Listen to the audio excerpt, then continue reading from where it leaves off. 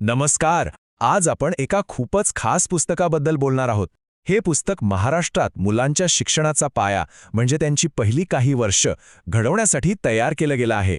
चला तर मग या आधारशिलामध्ये नेमकं काय आहे ते जाणून घेऊया. हा प्रश्न खूप महत्वाचा आहे, नाही का?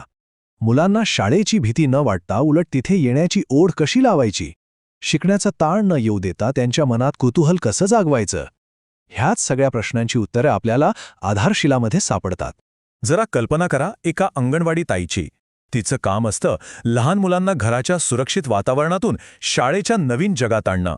हा बदल मुलांसाठी सोपा नसतो आणि इथेच आधारशिला हे पुस्तक तिची मदत करतं.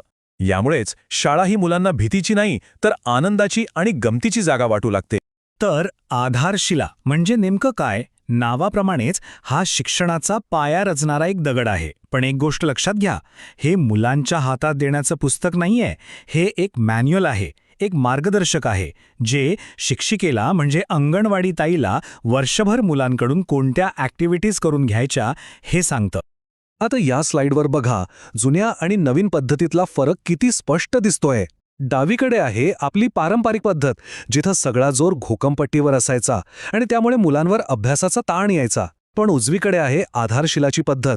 इथे शिक्षण म्हणजे खेळ आहे, एक गंमत आहे, जी मुलांच्या सर्वांगीण विकासाला मदत करते. म्हणजे शिक्षण म्हणजे ताण नाही तर आनंद, हाच यामागचा मूळ विचार आहे.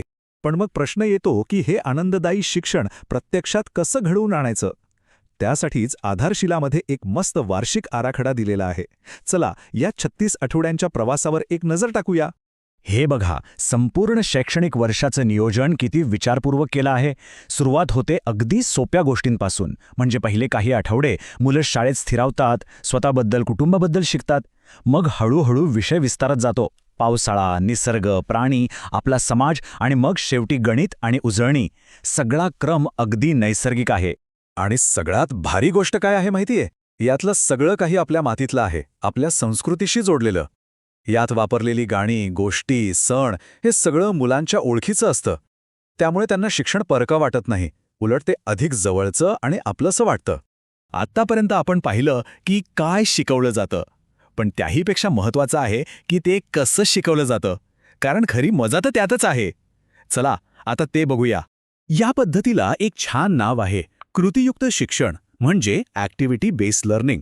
यामागचं तत्त्व अगदी सोपं आहे. मुलं नुसतं ऐकून शिकण्यापेक्षा स्वतः एखादी गोष्ट करून जास्त चांगली शिकतात, कारण अनुभवातून मिळालेलं ज्ञान ते कधीच विसरत नाहीत. हे उदाहरण बघा, लिंबू सरबत बनवणं. किती साधं वाटतंय ना, पण या एका कृतीतून मुलं कितीतरी गोष्टी शिकतात. लिंबाचा स्पर्श, त्याचा वास, रस पिळताना लागणारी ताकद, आधीची आंबट चव आणि मग साखर टाकल्यावर होणारी गोड चव. आंबट, गोड यांसारख्या संकल्पना त्यांना अनुभवातून कळतात, नुसत्या पुस्तकात वाचून नाही. याशिवाय वर्गातल्या काही गोष्टी खूपच इंटरेस्टिंग आहेत. म्हणजे बघा, सगळेजण गोलात बसतात, त्यामुळे कोणीच पुढे मागे राहत नाही. सगळ्यांना समान संधी मिळते. शिक्षक मुलांच्या प्रगतीचं सतत निरीक्षण करतात. आणि हो, सगळ्यात महत्त्वाचं, इथे लेखी परीक्षाच नाही. मुलांची प्रगती गुणांवरून नाही तर त्यांच्या विकासावरून आणि सहभागातून पाहिली जाते. आता या पुस्तकात फक्त धडेच नाहीत, याच्या शेवटी एक परिशिष्ट आहे, जे म्हणजे एक खजिनाच आहे. यात अभ्यासक्रमाला अधिक मनोरंजक बनवण्यासाठी गाणी, गोष्टी आणि खेळ दिलेले आहेत. यात झुकझुक गाडीसारखी ॲक्शन गाणी आहेत, तहानलेला कावळासारख्या गोष्टी आहेत ज्या आपणही लहानपणी ऐकल्या आहेत, आणि तळ्यात मळ्यातसारखे खेळ आहेत. या सगळ्यांमुळे शिकण्याची प्रक्रिया किती मजेशीर होत असेल, नाही का? आणि या गोष्टी फक्त मनोरंजनासाठी नाहीत बरं का.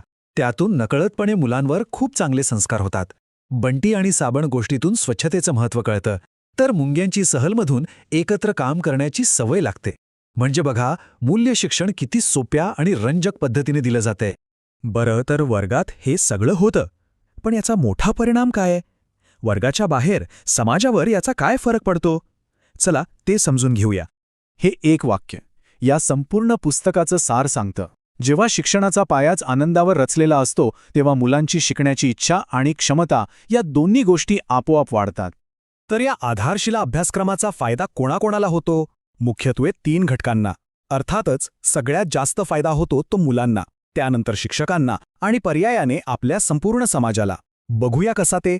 मुलांमध्ये आत्मविश्वास येतो, नवीन गोष्टी शिकण्याची उत्सुकता वाढते, शिक्षकांचं काम सोपं होतं कारण त्यांना एक तयार आराखडा मिळतो आणि या सगळ्याचा अंतिम परिणाम म्हणजे आपल्याला एक जबाबदार आणि संवेदनशील पिढी मिळते. समाजासाठी यापेक्षा चांगलं काय असू शकतं? हा प्रश्न खरंच विचार करण्यासारखा आहे. विचार करा, जर प्रत्येक मुलाच्या शिक्षणाची सुरुवात अशी आनंदाने झाली, भीतीने नाही, तर आपलं भविष्य किती वेगळं, किती उज्ज्वल असेल. आधारशिला आपल्याला हाच महत्त्वाचा विचार करायला लावते.